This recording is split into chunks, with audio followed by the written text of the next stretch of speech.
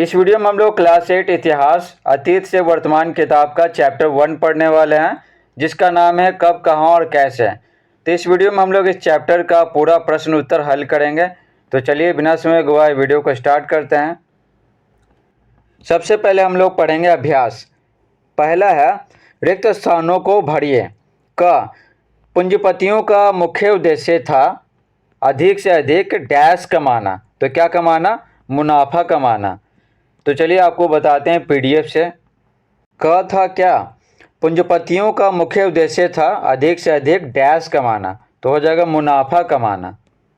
ख है 15वीं शताब्दी में एक नए आंदोलन की शुरुआत हुई जिसे डैश कहते हैं, तो जिसे पुनर्जागरण कहते हैं। ग है मशीनों से वस्तुओं के उत्पादन की प्रक्रिया को डैश क्रांति कहते हैं, तो उसे औद्योगिक क्रांति कहते हैं। घ है डैश में सरकारी दस्तावेजों को सुरक्षित रखा जाता है, तो कहाँ रखा जाता है? अभिलेखागारों में। अंग है समय के साथ देश और राज्य की डैश सीमाओं में परिवर्तन होते रहते हैं, तो होगा भौगोलिक। तो भौगोलिक सीमाओं में परिवर्तन होते रहते हैं। दूसरा नंबर का सवाल है सही और गलत बताइए। तो क्या है? वैज्ञानिक पद्धति का अर्थ है प्रश्न प्रस्तुत कर प्रयोग द्वारा ज्ञान प्राप्त करना, तो ये सही है। ख है अंग्रेज इतिहासकार जेम्स मिल का भारतीय इतिहास का धर्म के आधार पर बांटना उचित था, तो नहीं, तो उचित नहीं था, धर्म के आधार पर नहीं बांटना उचित था, तो ये हो जाएगा हमारा गलत। ठीक है। अब देखिए अमेरिकी स्वतंत्रता संग्राम के बाद वहाँ के लोगों ने गणतंत्र प्रणाली की शुरुआत नहीं की, यहाँ लिखा हुआ नहीं की, तो होगा की, तो गलत दिया हुआ, तो ये भी हो जाएगा हमारा गलत।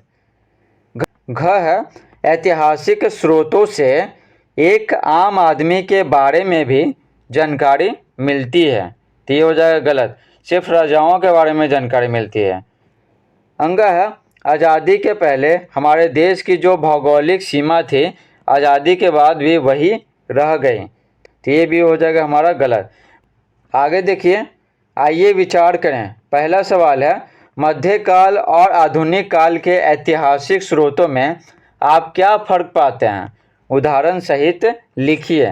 तो क्या फ़र्क पाते हैं मध्यकाल और आधुनिक काल के ऐतिहासिक स्रोतों में? दूसरा का उत्तर देख लीजिए, यहाँ पर पहला में सही होगा और बाकी चारों में गलत होगा। ठीक है।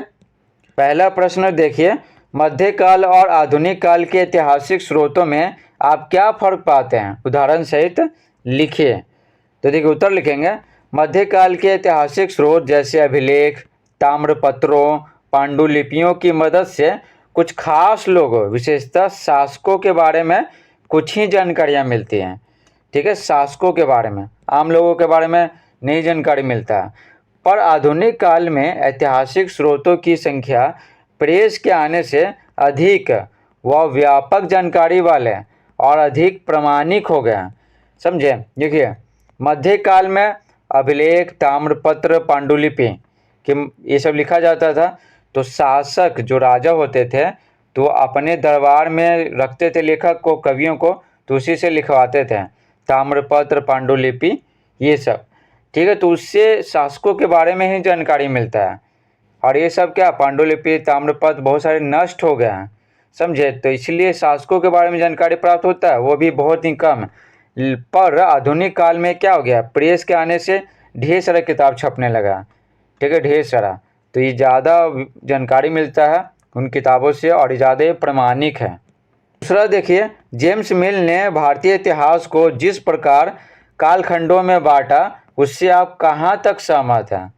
तो उत्तर लिखेंगे जेम्स मिल ने भारतीय इतिहास को जिस प्रकार 3 खंडों हिंदू, मुस्लिम और ब्रिटिश में बांटा उससे हम पूरी तरह असहमत हैं, क्योंकि धर्म के आधार पे है ना बांटना कालखंड को, ये उचित नहीं है। धर्म के आधार पे कैसे बांटेंगे? तो लिखेंगे आगे, क्योंकि किसी भी अवधि का इतिहास समाज के सारे लोगों को एक साथ मिलकर साथ चलने से बनता है, एक तरह के लोगों से नहीं। समझे? जो समाज बनता है ना उसमें विभिन्न प्रकार के लोग रहते हैं, विभिन्न जाति धर्मों के लोग रहते हैं। तो यहाँ पर क्या कालखंड को हिंदू में बांट दिया गया, हिंदू मुस्लिम और ब्रिटिश में। हिंदू कहने का मतलब क्या, ये जो मान लेते हैं कि समय है इसमें बस हिंदू ही रहे, हिंदू ही हैं, ठीक है। फिर अगले में क्या सिर्फ मुस्लिम ही हैं, तो ऐसा थोड़ी होता, सब मिले हुए थे और इतिहास सबके मिलने से बना, समझे, हिंदू मुस्लिम और ब्रिटिश के। तो धर्म के आधार पर कालखंड को बांटना, इतिहास के कालखंड को बांटना उचित नहीं है। तीसरा देखिए, सरकारी दस्तावेजों को हम कैसे और कहाँ कहाँ सुरक्षित रख सकते हैं। तो उत्तर लिखेंगे, सरकारी दस्तावेजों को हम अभिलेखागारों एवं पुस्तकालयों में सुरक्षित रख सकते हैं, ठीक है। कहाँ कहाँ, अभिलेखागारों और पुस्तकालयों में। साथ ही तहसील के दफ्तर, कलेक्ट्रेट, कमिश्नर के दफ्तर, कचहरी आदि के रिकॉर्ड रूमों में भी रख सकते हैं। तो सरकारी कार्यालयों में क्या रहता है, रिकॉर्ड रूम रहता है, तो यहाँ पर रख सकते हैं सरकारी दस्तावेज। 4 प्रश्न देखिए, यूरोप में हुए परिवर्तन किस प्रकार आधुनिक काल के निर्माण में सहायक हुए। तो उत्तर लिखेंगे, यूरोप में पुनर्जागरण का आंदोलन फैला। इस आंदोलन ने स्वतंत्र रूप से सोचने के लिए प्रेरित किया। तो यूरोप में ये आंदोलन हुआ पुनर्जागरण, तो उससे क्या फ़ायदा हुआ, ये आंदोलन है ना स्वतंत्र रूप से सोचने के लिए प्रेरित किया।